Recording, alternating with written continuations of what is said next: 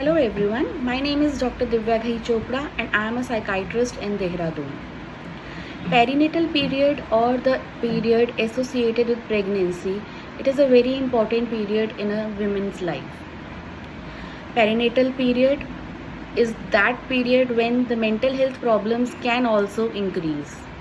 So in coming videos, I'll be talking about some common mental health issues that a female can experience during pregnancy and after the birth of the child. In this video, I'll be talking about anxiety disorder in pregnancy and in postnatal period.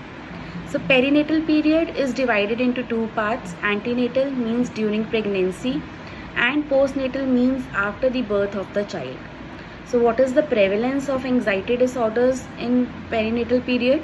It is around 15% in both antenatal and postnatal period.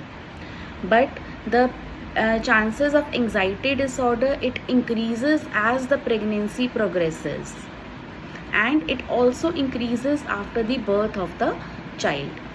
So what are the symptoms that a female can experience during this problem?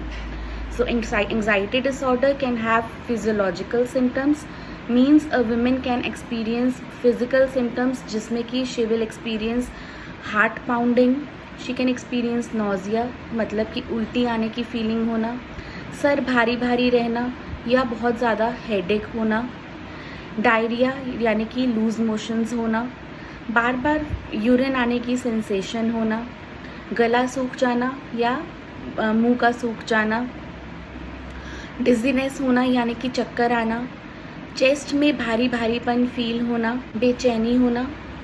Psychological symptoms होते हैं जैसे कि बहुत ज़्यादा चिंता करना, एक ही thought का बार बार दिमाग में आते रहना, इम्पेशेंट हो जाना, हर काम को करने की जल्दी होना।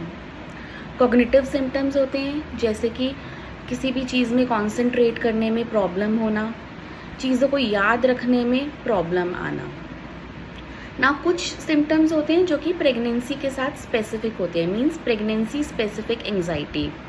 इसमें किस चीज़ की वरी होती है? वरी होती है about the health of the child, about your own health and your own body. इसमें चिंता होती है, हॉस्पिटल रिलेटेड फेयर्स होते हैं, डिलीवरी या लेबर से रिलेटेड फेयर्स होते हैं, एंड चाइल्ड केयर यानी कि जब बच्चा हो जाएगा उसके बाद उसकी कैसे देखभाल करेंगे उसकी एंजाइटी होती है। नाउ ये जो सिम्टम्स हैं ये नॉर्मल भी हो सकते हैं, लेकिन अगर इनकी इंटेंसिटी बहुत ज़्यादा है, ये बहुत परसिस्टेंट है, लगातार रह रहे हैं और ये आपके दिन में पूरी लाइफ में इम्पेयरमेंट कॉज कर रहे हैं, तो ये एक एंजाइटी डिसऑर्डर बन जाता है। नाउ अब इसको ट्रीट करना क्यों ज़रूरी है? इसको ट्रीट करना इसलिए ज़रूरी है बिकॉज़ अगर मदर की मेंटल हेल्थ ठीक नहीं रहती है, उसकी वजह से बेबी पे भी इफ़ेक्ट पड़ सकता है, यानी कि बच्चे में इमोशनल डिस्टर्बेंसेस हो सकती हैं, प्री टर्म डिलीवरी हो सकती है, एंड डिलीवरी के बाद जो बेबी होता है उसका बर्थ वेट जो है वो बहुत कम हो सकता है, बच्चा बहुत छोटा हो सकता है, और इसके साथ साथ मदर को मेडिकल कॉम्प्लिकेशंस भी पैदा हो सकती हैं जैसे कि प्री एक्लेम्सिया यानी कि बीपी का बहुत बढ़ जाना। नाउ एंजाइटी डिसऑर्डर को ट्रीट कैसे करें इन प्रेगनेंसी? इसके दो तरीके होते हैं। वन इज़ साइकोथेरेपी या जिसको आम भाषा में काउंसलिंग कहा जा सकता है, दूसरा है थ्रू मेडिकेशंस।